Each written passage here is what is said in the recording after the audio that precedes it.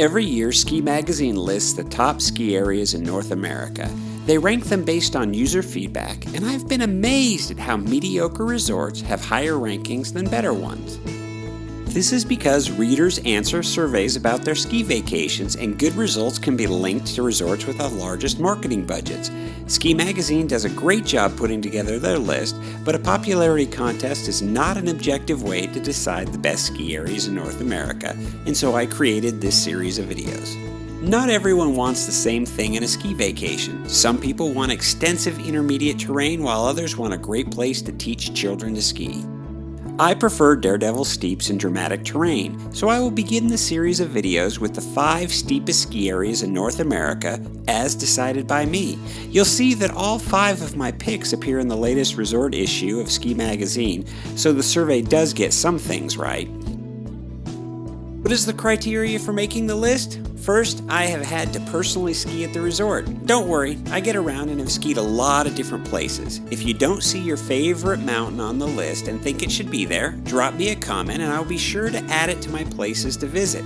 I promise to replace this video with an update should I find someplace steeper than any resort on this list. The second item to qualify for the list is that the steep runs have to be lift accessed. You have to be able to get to the run from the top of the lift. Traverses are fine, and maybe even a side step or two is okay, but if you are doing more than a minute of hiking or pulling off skis and boot packing up the hill, it disqualifies a run from helping put a resort on this list. This eliminates Main Chute from being able to help Alta, or Pipeline at Snowbird because they require lengthy hikes. This also eliminates the Palisades at Palisades Tahoe, formerly Squaw Valley. And most of the good stuff at Aspen Highlands, even though there is a free snowcat that will take you part way up. A future video will include the top 5 resorts with Sidecountry skiing that can include such runs. With that background, here are my 5 steepest ski areas of North America in no particular order. When I originally came up with the idea for this video series, I listed Palisades Tahoe, formerly known as Squaw Valley, because I had yet to ski Big Sky. Sorry Palisades, Big Sky has a ton of lift access terrain that is tough to beat and has pushed you off my list. First, Big Sky lives up to its name and is a truly massive ski area with 5,850 acres.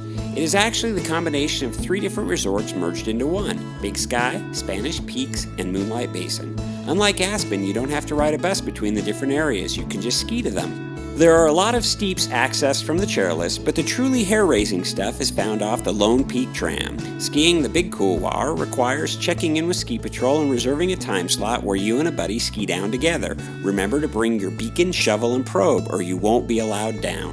While at the bottom of Big Couloir, I asked the Ski Patrol if it is difficult to get a rescue toboggan down the run, and was told there is no need. If anyone falls, they cartwheel to the bottom and Ski Patrol cleans them up with a shop vac. If you forget your avalanche safety equipment, there are plenty of other runs off the tram that are well beyond steep. If you come to Big Sky, be sure to bring your A game because a fall on any of the tram runs will result in a lengthy slide and broken bones. When I was there, 80% of the people that rode the tram up rode it right back down. My first trip to Taos can be described as a complete accident. I flew to Colorado to ski the powder capital of the lower 48 with Jim, and we made a side trip to Taos when the powder didn't materialize. Jim is a buddy of mine I met on a flight from the Bay Area to Salt Lake City. He was the last person on the plane and took the seat next to mine. We talked about skiing the whole flight and ended up skiing the next day together at Snowbird. Since then, he has taken me on a few of his famous ski trips, and this is how I found myself at Taos. I had heard about the steeps there and wanted to check them out for myself. I arrived in Taos and just installed the Kachina Peak chair, but it had yet to start running. That is okay, as there are plenty of other steep stuff. The runs off Lift 2, like West Blitz Trees and Spitfire, caused Jim a Code Brown moment just watching me pick my way through the rocks and down the cliff face. Then there are the tourist terrifying moguls and steeps that greet skiers at the base of the mountain on Owl's Run. While I didn't ski Owl's from the top non-stop, I did enjoy one of the greatest bump runs in North America. If you are looking for challenging terrain, Taos will not disappoint. Growing up, I had heard about the legendary steeps at Jackson Hole, but didn't get the chance to ski there until my oldest son traveled there for a Super G race. I brought the whole family and we blew off the race so we could ski the rest of the mountain. The most famous steep run in all of North America is Corbett's Couloir and is a short couple of turns from the top of the tram. Since that first trip, we've tried to get back to Jackson Hole every year. We always make the trek to the top of Corbett's and peer into the run to see if it is skiable. Sometimes it is, but most of the time it is not, at least for sane people. There are also plenty of other steeps on the mountain to keep your adrenaline rushing. They include Rendezvous Bowl, the Hobacks, or even just skiing under the gondola. Jackson is truly a skier's mountain, but don't expect the locals to warm up to you. There is a reason they are called J-holes. Snowbird and Alta are my home resorts, and you will see they make a lot of the top lists in this video series. That is because I have the choice of living anywhere in the United States, and both resorts have most of what I am looking for, including the steeps. If you've ever seen the old John Cusack movie, Better Off Dead, then you may be familiar with the K-12. That run is actually a Snowbird and is really called Great Scott. The steeps at Snowbird don't stop there. You have quite a few hair-raising runs to choose from. For those looking for a comparable run to Jackson's Corbett's, there is Elevator Shaft. Then of course there is STH off the GAD2 chair, where STH stands for Steeper Than Heck, or another expletive that begins with the letter H. Up until recently, Snowbird had the steepest green circle in North America. That is because there is no standard for ski run grading, and the original owner wanted to be able to ski from the mid-mountain lodge to the bottom on green circle runs. While Big Emma used to be a green circle, it would have qualified as a double black diamond at many other ski areas. New management has reclassified it as a blue square, but many intermediate skiers are petrified at the top before venturing down. Alta is right next to Snowbird, and you can ski both resorts in the same day if you purchase an Alta Bird Pass. In fact, the easiest way to get to Main Chute at Alta is to hike to it from Snowbird, but let's not jump to the Sidecountry video quite yet. Anyone that has skied Alta knows that the name is just an acronym for Another Long Traverse Ahead. While the vast size of the resort includes a lot of flat traverses, there are also a lot of steep runs that match the other resorts on this list.